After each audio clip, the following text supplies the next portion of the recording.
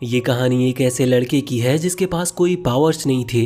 असल में इस वर्ल्ड में सभी के पास नॉर्मल मैजिक पावर्स होती है और जिसके पास नहीं होती वो बहुत कमजोर माना जाता है। टाटसुया एक बहुत ही ज्यादा रिच फैमिली से बिलोंग करता है। उसकी फैमिली सभी फैमिली के मुकाबले सबसे टॉप पर आती है पावर्स के मामले में, और वहीं टाटसुया के पास कोई पावर्स ही नहीं थी। ये देखते हुए उसकी मदर ने उसके ऊपर कुछ एक्सपेरिमेंट किए जिससे कि उसकी पावर लौट सके, लेकिन उसके बावजूद भी उसके पास कोई पावर नहीं आई।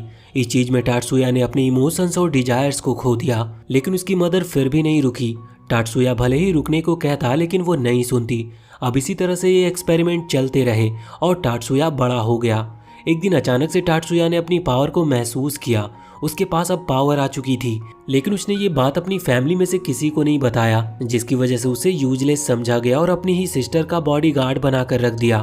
तो कहानी की शुरुआत में हम देखते हैं कि अभी टाटसुया की मदर और उसकी सिस्टर मियुको कहीं जा रहे थे। असल में अभी वो प्लेन से एक दूसरी जगह पर जा रहे हैं क्योंकि वहाँ पर एक फंक्शन होने वाला है, जिस फंक्शन में उनकी फैमिली को इनवाइट किया गया है। वहाँ पर जाते हुए वो सभी अभी बिजनेस क्लास में ट्रैवल कर रहे थे, लेकिन टाटसुया को नॉर्मल बाकी सभी के साथ बैठा दिया था, जहाँ पर वो भूखा प्यासा बैठा रहता है। अब वहाँ एयरपोर्ट पर पहुँचने के बाद मियुको अपनी मदर से कह रही थी कि क्या हमें इसे हमेशा अपने साथ लेकर चलना चाहिए। मुझे ये बात बहुत बेकार लगती है। उस पर उसकी मदर कहती है कि तुम बस उसे अपना सर्वेंट समझ सकती हो, तुम्हें उसे ज़्यादा कुछ समझने की जरूरत नहीं। अब जिस होटल में वो रुकने वाले थे वहाँ पर आने के बाद मियुको कह रही थी कि मैं प्लेन में बैठे बैठे थक गई। इस पर उसकी मदर हाँ कर देती है। बस वो कहती है कि टाटसुया को भी अपने साथ लेकर जाना, लेकिन मियुको ऐसा चाहती नहीं थी, लेकिन उसे उनकी बात माननी पड़ती है। अब वो टाटसुया के साथ वहां से चली जाती है और हम देखते हैं कि वो सनसेट एंजॉय कर रही थी। तभी अचानक से वो किसी से टकराने वाली थी कि टाटसुया उसे बचा लेता है। असल में वो इस जगह के सोल्जर्स हैं, लेकिन वो सोल्जर जानबूझकर मियुको से टकरा गया था और इसके बाद वो मियुको पर ही चिल्ला रहा था, लेकिन टाटसुया मियुको को पीछे करते हुए खुद आगे आता है, जिस पर उस सोल्जर को गुस्सा आ जाता और अभी वो टाटसुया पर हमला करने ही वाला था, लेकिन टाटसुया उसके अटैक को बहुत ही आसानी से रोक लेता है। ये देखकर वो सोल्जर और साथी मियुको दोनों ही बहुत ज्यादा हैरान थे, लेकिन इसके बाद वो सोल्जर फिर से अपनी पूरी पावर से हमला करने वाला था।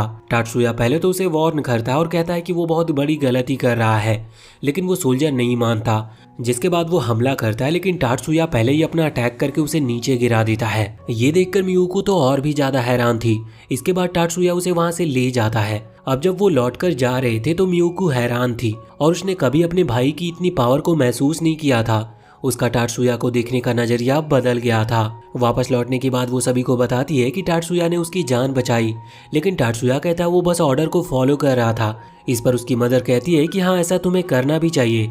अब बाद में हम देखते हैं कि अभी टाटसुया की मदर की तबीयत थोड़ी खराब थी, इस वजह से जो वहाँ पर